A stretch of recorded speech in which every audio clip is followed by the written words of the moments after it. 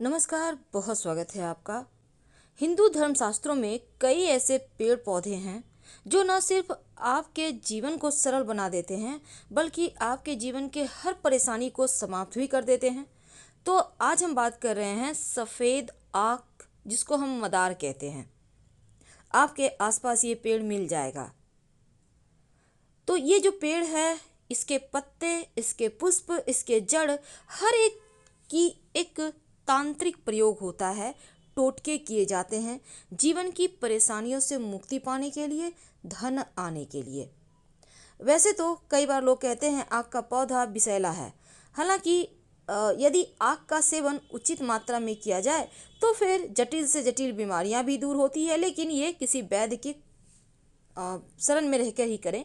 वैसे अपने मन से कोई भी काम ना करें। लेकिन आज जो हम उपाय बताएंगे, टोटके बताएंगे, उसको आप कर सकते हैं। कहीं उससे कोई हानि नहीं होगी।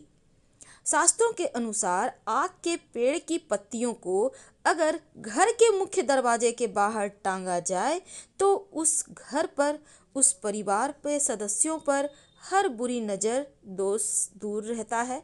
और आक के वृक्ष पर उत्पन्न होने वाले जो सफ़ेद पुष्प होते हैं वो भगवान शिव को बहुत प्रिय है और भगवान शिव का पसंदीदा रंग भी है। इसलिए आक का पुष्प शिव जी को बहुत भाते हैं। तो आज हम एक छोटा सा प्रयोग बताएंगे। कई बार क्या होता है, बहुत मेहनत के बाद भी पैसे नहीं आते, नहीं बचते हैं। इसकी वजह से घर में किसी तरह का वास्तु दोष भी हो सकता है या कुंडली के अशुभ ग्रहों का प्रभाव भी होता है। लेकिन उनसे छुटकारा पाने के लिए आक का पेड़ का छोटा सा प्रयोग बहुत फलता फूलता है। तो आज हम छोटा सा प्रयोग आपको बताएंगे। देखिए, अगर जीवन में आपको लगे कि जैसे घर में पैसा ही नहीं टिकता, धन जिस हिसाब से आता है उसी अनुसार चला जाता है, हमेशा रुपये पैसे की तंगी रहती है। अब इस तंगी से बचने के लिए क्या करेंगे? अपने घर के मुख्य दरवाजे पर आक के पेड़ की जड़, याद रखिए आक के पेड़ की जड़। लेकिन कैसे लाएंगे? देखिए, किसी भी आप शनिवार, रविवार, मंगलवार के दिन ला सकते हैं, लेकिन एक दिन पहले निमंत्रण दीजिएगा। कैसे देंगे? सबसे पहली बात तो आप एक सुपारी, एक लोटा जल, एक सिक्का लेकर जाइएगा। पेड़ के पास जल डाल दें जहाँ पर से आपको जड़ निकालना है। एक बात हमेशा ही याद रखिए, पूरा पेड़ मत उखाड़िएगा, थोड़ा सा जड़ लेके आना है। और सिक्का और सुपारी रख दें।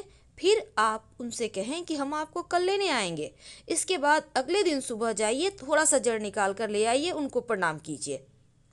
तो जब आक का पेड़ का जड़ आप ले आएं, तब नीले कपड़े यानी ब्लू कपड़ा में लपेट कर अपने घर के मुख्य दरवाजे पर टांग दें, लटका दें। ऐसा आप चाहे तो नीला धागा भी इस जड़ के ऊपर से बांध के लटका सकते हैं। नकारात्मक शक्तियां घर में प्रवेश नहीं करती। घर में सुख समृद्धि दिन दूनी रात चौगुनी बढ़ती चली जाती है। कई बार क्या होता है कि आपके घर में जैसे होती है माँ, बेटियां हैं, बहू हैं, बहुत दिन से शादी को हो गया है, संतान नहीं हो रहा है। तब ऐसे में रवि पुष्य नक्षत्र या गुरु पुष्य नक्षत्र के दिन आक के पेड़ का जड़ आप ले आइए और लाल, पहले तो जड़ लाकर आप शिव जी के मंदिर में जाइए, शिवलिंग पर एक लोटा जल अर्पित करें और इस जड़ को धो लीजिएगा पहले। इसके बाद शिवलिंग के ऊपर से 21 बार वार लें, सीधा वारना है, उल्टा नहीं। अब इसको लाल धागे के सहारे अपने कमर में बांध लें। शिव जी के आशीर्वाद से 3 महीने में ही खुशखबरी मिलेगी।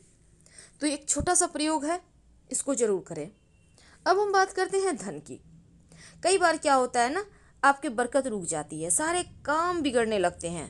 तब एक छोटा सा काम करें। आक के पेड़ की जड़ थोड़ा सा ले आइए। अब लाकर गणेश जी के सामने रखें, धोकर रखिएगा। अब पूजा के बाद इस जड़ को अपनी तिजोरी में रख दें। जो भी धन की बाधाएं हैं ना, वो समाप्त हो जाएगी। वैसे सफ़ेद आक का ज़्यादा महत्व है क्योंकि इसका प्रयोग तंत्र विद्या में भी होता है। इसमें जो पुष्प होते हैं ना, अब देखिए जड़ से निकलने वाले जो दूध होते हैं वो भी बहुत सारे जीवन के परेशानियों को दूर करने वाले होते हैं।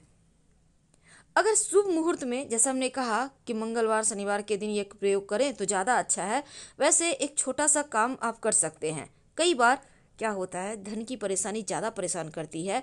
तब आपके जीवन के कष्टों को दूर करने के लिए आप नियमित रूप से हर सोमवार शिव जी यानी शिवलिंग पर जाप कर आप आग के पुष्प की माला बनाकर उनको पहनाएं तो आपके जीवन के दुख दूर हो जाते हैं। और अगर रवि पुष्य नक्षत्र में लाल कपड़े में लपेटकर आग का जड़ अपने धन के स्थान पे रखें या अपने घर में ही रख दें तो आपके घर में सुख शांति समृद्धि बढ़ती है।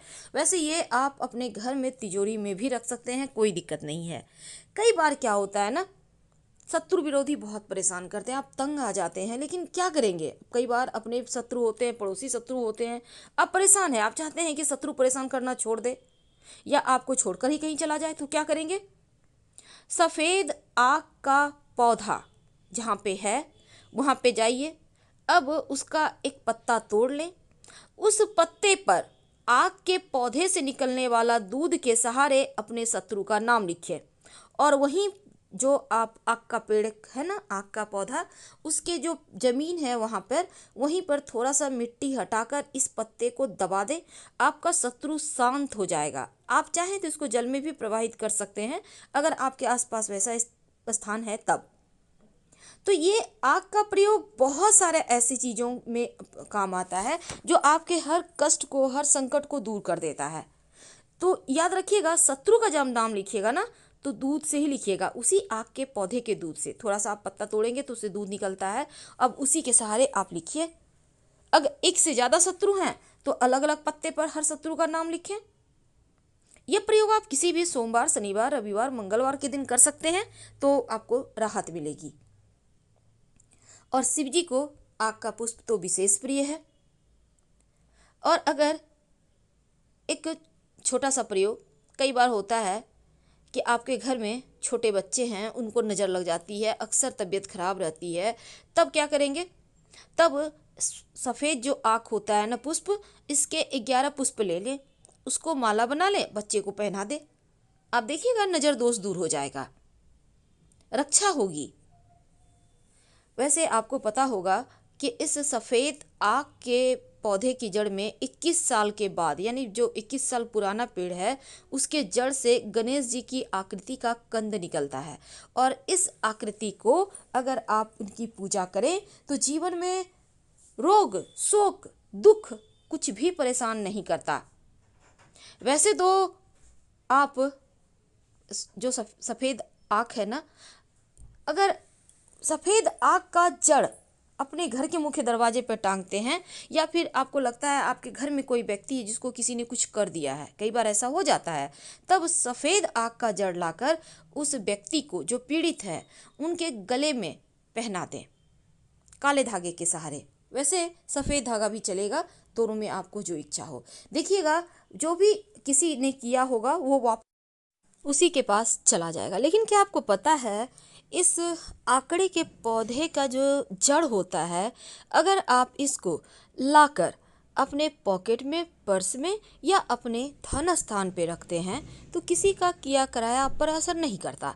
इसके बहुत सारे प्रयोग हैं, लेकिन एक बात हमेशा याद रखिए, अगर इसको आप ताबीज़ में भरकर धारण करते हैं या घर के मुख्य दरवाजे पर बांध देते हैं तो बड़े से बड़े तंत्र क्रियाओं का काट है ये। तो फिलहाल हम आपसे विदा लेते हैं। जानकारी अच्छी लगे तब लाइक कर सब्सक्राइब करें, अपनों से शेयर करें और कमेंट में हर हर महादेव जरूर लिखें। धन्यवाद।